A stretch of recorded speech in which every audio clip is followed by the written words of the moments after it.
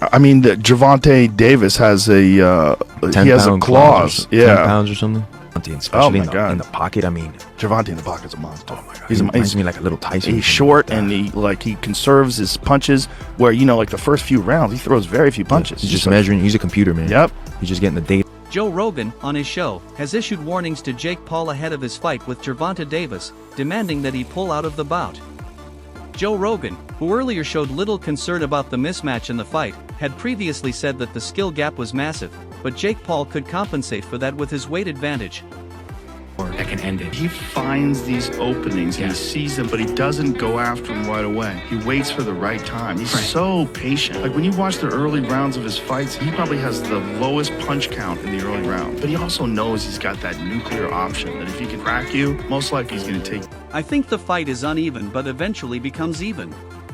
One has the skills, the other has the size, so whoever uses his advantage best will win, Joe Rogan said on his show. However, after watching more clips from Gervonta Davis's training camp and seeing how the lightweight champion handled heavyweight sparring partners, Rogan has now chosen Davis's skill over Jake Paul's size.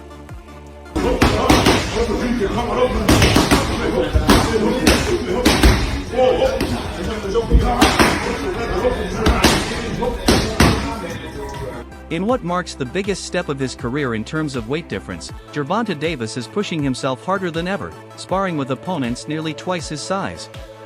The footage begins with Tank in the gym, ready to spar one of his heavyweight partners, and once it starts, Tank is seen using a boxing approach he has never attempted before.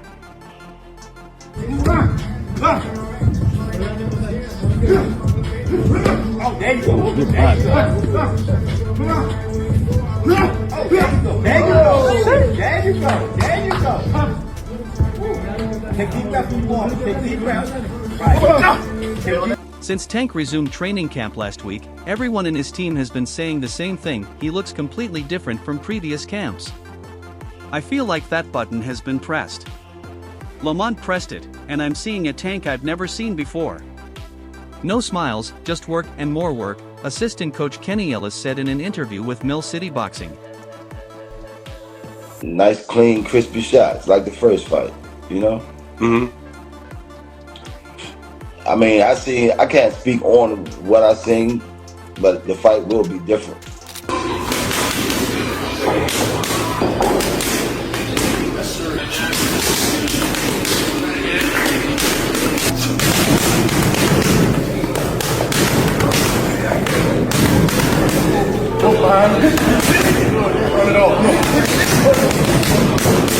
The sparring partner he faced was no match for him. Gervonta Davis looked too sharp, too determined, and too fierce to last more than 2 minutes in the ring. The sparring partner had a similar build and fighting style to Jake Paul, but Tank kept coming forward as a pressure fighter with superior power, speed, and accuracy, knocking his opponent down within minutes of the first round. Other sparring partners were there too, but only one made it past the 4th round. He's swinging for the fist.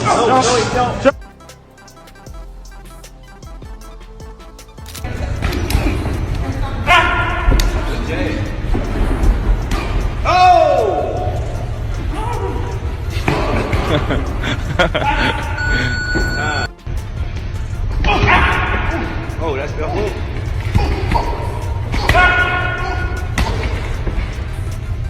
In an interview after the sparring sessions, Calvin Ford admitted that even he is afraid of Tank, despite being his trainer, and warned Jake Paul to be ready to face a beast on fight night. When the footage surfaced online, Tank's fans were thrilled. They needed something to believe in to be confident their favorite wouldn't disappoint them. His recent sparring video reignited excitement among supporters, as reflected in the comments section.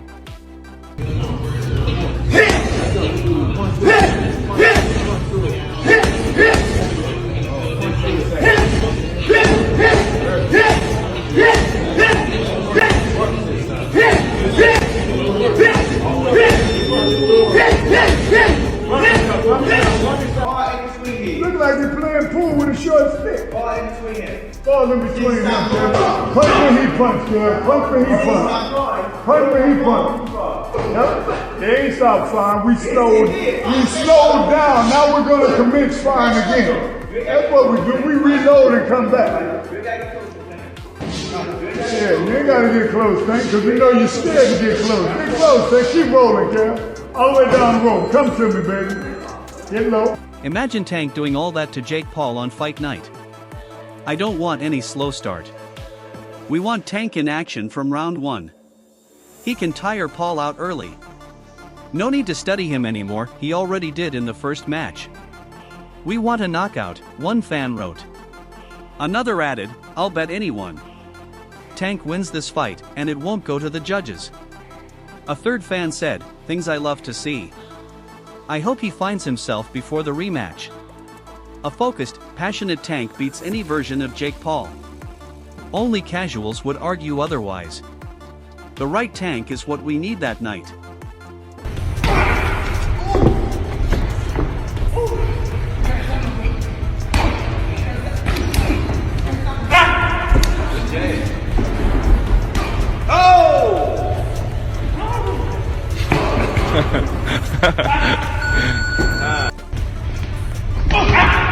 A fan who noticed Calvin Ford nearby wrote, great to see Calvin Ford back with Tank. He's the key to Tank's success. With him there, I'm confident Gervonta Davis gets the win. Everything feels right for the rematch. Sometimes a loss is a blessing. We'll see what happens on August 16th. He also warned Jake Paul that the skill gap would make his size advantage useless on fight night. The only downside, he added, is that it's an exhibition where the mismatch doesn't make sense. Joe Rogan then advised Jake Paul to pursue legitimate fights with boxers closer to his weight class, saying, you don't become a boxing voice by cutting corners. Faking you, taking pictures of everything you're doing, and like round 3, round 4, he starts to fucking just, he's dialed in, he's slipping, pop, pop, pop. He's got special power too. Yeah. His power's special. And he's mean too as well. Oh yeah. Mean is a big part of it, isn't it? I think having that dog, being mean is like the biggest part in it, you know, Really? in being a fighter. While much of the debate had focused on their massive size difference, Joe Rogan gave his verdict on the fight. On his Fight Companion stream, he called the Paul vs. Davis matchup weird. He pointed out the size gap, saying, Jake Paul and Gervonta Davis are insane, 135 versus 200. That's crazy. Rogan then noted that it's an exhibition fight, prompting Brendan Schaub to ask, what does that mean? Joe clarified, that means nobody wins. It's weird. You know, the conversation he had with Eddie Hearn, where he says, I will knock out any one of your guys that has under 10 fights. He goes, whoever you want to have, bring me any guy that you have that's under 10 fights. You can see Eddie Hearn, like, he's kind of stuck there. You think? Yep, because those guys under 10 fights, like, what if Jake Paul knocks one of them out? Like, what if you get a guy... Jake Paul versus Gervonta Davis is sure to draw attention, but fans are already criticizing the matchup as heavily favoring the problem child. As Rogan noted, Paul stands much taller and weighs over 60 pounds more than Davis, giving him a major advantage. Although Tank brings far more experience, the question remains, can he use his skills to overcome the size gap? We'll only know when they finally face off. However, another MMA legend has proposed an alternative matchup. Former UFC flyweight champion Demetrius Johnson believes Darren Till would have been a better opponent for Paul than the WBA lightweight champion. So, let's see what Mighty Mouse had to say. Like, hasn't been tested, maybe has some promise, maybe gets wrapped up in the hype, maybe gets a little nervous, and this is his first chance at a big show. And Jake Paul can crack 100%. That knockout of Tyron Woodley is legit as he can crack. Tyron Woodley is not a boxer. Yep. When you mention Gervonta Tank Davis, one thing stands out, his raw, bone-crushing power. Despite his smaller frame, Tank is known for knocking opponents out cold, with 28 KOs in his 30-1 record. But something unusual happened in his last title defense against Lamont Roach Jr., which made Joe Rogan question his abilities and briefly discourage the fight with Jake Paul. Rogan said he would have preferred a rematch with Roach instead. Davis struggled against the challenger and even dropped to one knee at one point. Normally, that's ruled a knockdown, but Roach Jr. wasn't given one. After the bout ended in a draw, Davis blamed his hair products for slipping, but Rogan wasn't convinced. This is Pitbull Cruz. Talk to us a little about this fight. A little bit surprised from the fans, from their saying. But talk to us about this fight. What are you expecting from Pitbull? I'm expecting Pitbull to be Pitbull. Relentless, firefighter. So we're gonna see. Let's see how well I tame him. The big question here is, that rematch versus Gervonta. In JRE episode 2286 with former professional football player Antonio Brown, Joe Rogan pointed out Davis blaming his hair product for the draw against Lamont Roach Jr., which the podcaster found absurd. Rogan said that as a champion, Davis should focus on winning, even if it means shaving his head. Tank did have some in his eyes. But what are you putting in your hair when you have a world title fight? That's crazy, said Rogan. Responding to Rogan's words, Brown added that a champion must remain focused and deliver under pressure without excuses. You think about what happened in the 9th round. How frustrated are you that wasn't counted as a knockdown? Man, I'm not. Honestly, I thought I should have won without that being counted a knockdown. Look, I ain't the ref. I ain't really, you know what I'm saying? Like, if he had to wipe sweat out his eye, he had to wipe sweat out his eye. But the rules do state, if you voluntarily take a knee, then that's an automatic 8 count.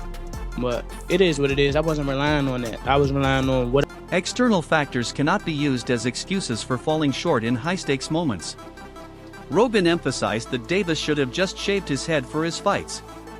Also, what are they putting in his hair that when he's sweating, it's dripping into his eyes, he added. Like, what is that?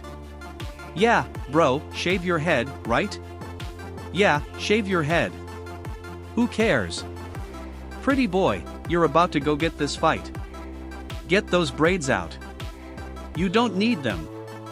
He's a good-looking guy, he doesn't need all those crazy braids. On his podcast, The Joe Rogan Experience, the influential UFC commentator didn't hold back when discussing the controversial result. Back and forth, it was supposed to happen in August, didn't happen, then now his exhibition fight. So where's that slate leave us right now? You think we're gonna get that rematch fight versus Gervonta after this fight?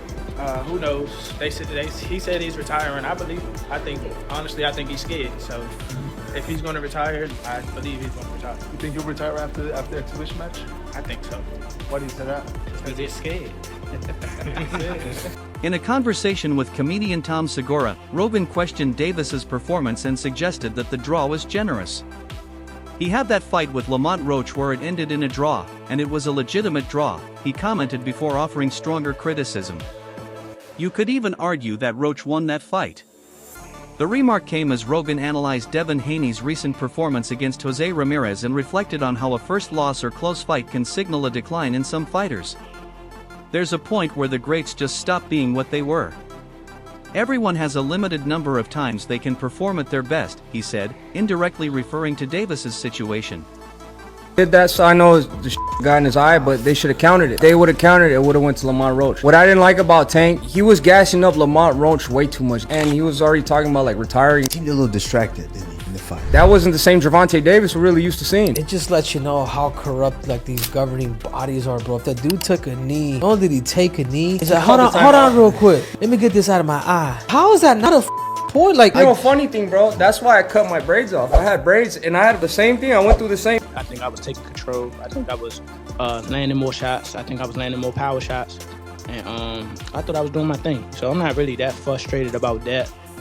But if that was kind of a knockdown, I would win the majority decision. Yeah, Lamont, this is Matt from Brunch Boxing.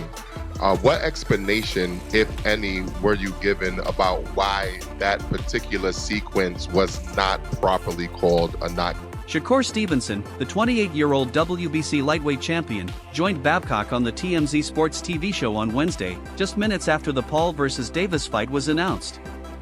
Tank is one of the most ferocious boxers in the world, but he's giving up a lot of weight, likely around 60 pounds, in his fight against Paul. Tank last weighed 133 while Jake was 199, the host said. When asked if Jake had a realistic shot at beating Gervonta, Stevenson replied, no, without hesitation. Nope, he reiterated. Love this sport. I mean, when you hear this today on social media or wherever you happen to get the news, were you like, what? Like, can that actually be, man? Nah, I'm not shocked. I mean, his last fight when he fought Lamont, Jake Paul was at the fight. He told y'all he was going to fight somebody like Jake Paul. So I'm not shocked. It don't surprise me. So, you know, Shakur, Jake when he fought Mike Tyson, he was 227 pounds. I mean, size will play some part in the fight, Stevenson continued. But if I'm thinking like I'm Tank, I'd probably just go out there, outbox him, and use my knowledge and IQ against him. I could see Tank outboxing him and making it look easy. Stevenson said Davis is known for his crushing knockout power, with 28 KOs in 31 fights, meaning Paul's going to sleep, right? Then he added, I think Tank wins by decision. That guy's too big. I don't think he's just going to knock him out.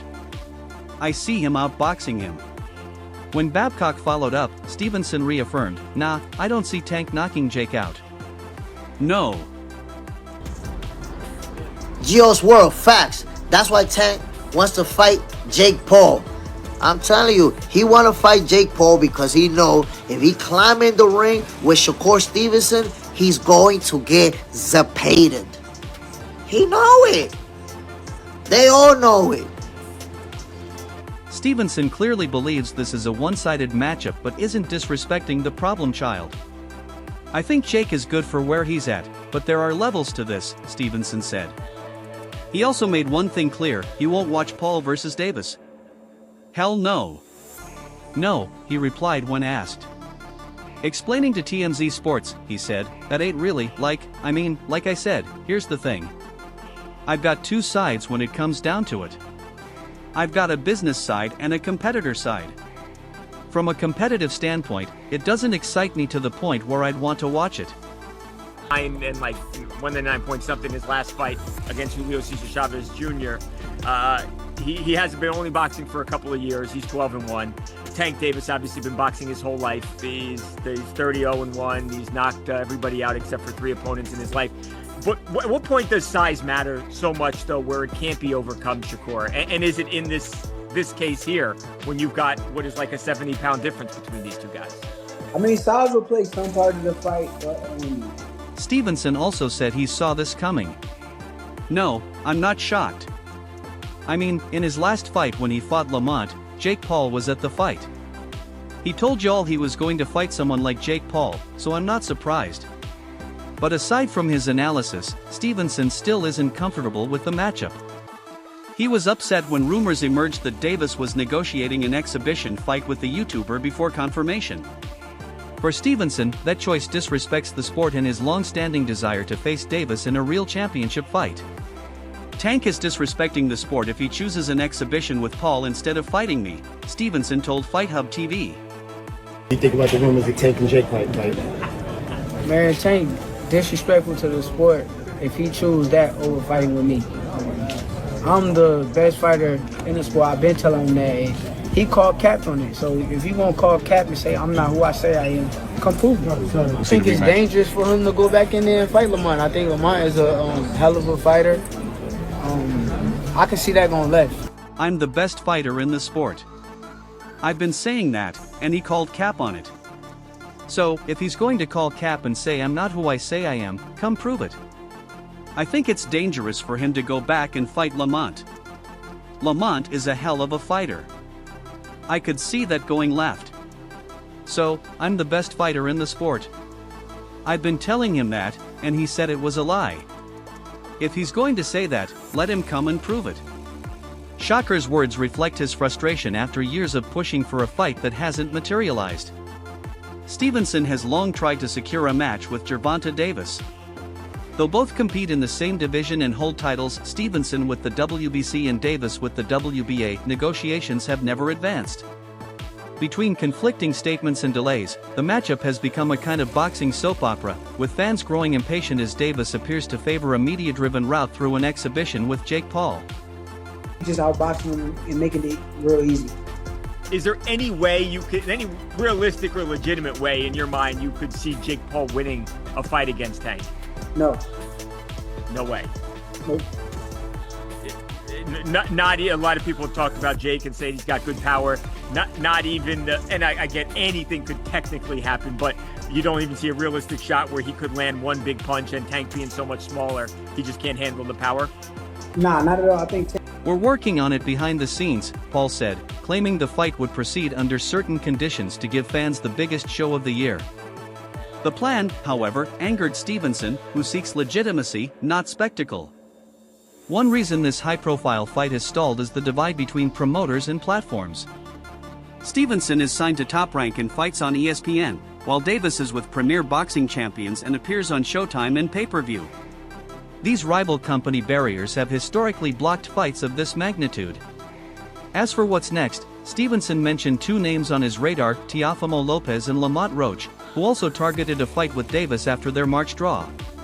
And Tank, it's the biggest fight in the world. Yeah. Like, it's gonna be the biggest boxing fight in the world when it happens. I can see it happening not too far in the future. Really? I can see it happening. I don't think, like, I think Tank will sign that contract. Dang. And I'm going to sign a contract too, so Now you're gonna get it on. Months before his bout with Julio Cesar Chavez Jr., Jake Paul had already teased the matchup. He revealed that his team was working behind the scenes to secure a fight with Gervonta Davis. At the time, he said, "We're working on it, but it'll most likely be an exhibition." Now, it's official, and the announcement has caught the boxing world's attention. A fight between a ranked cruiserweight and a lightweight champion borders on absurd. And that's all for now. For the best updates on boxing news, moments, and events, stay connected by subscribing to our YouTube channel and don't forget to turn on notifications so you never miss our quality content. Until next time, peace out.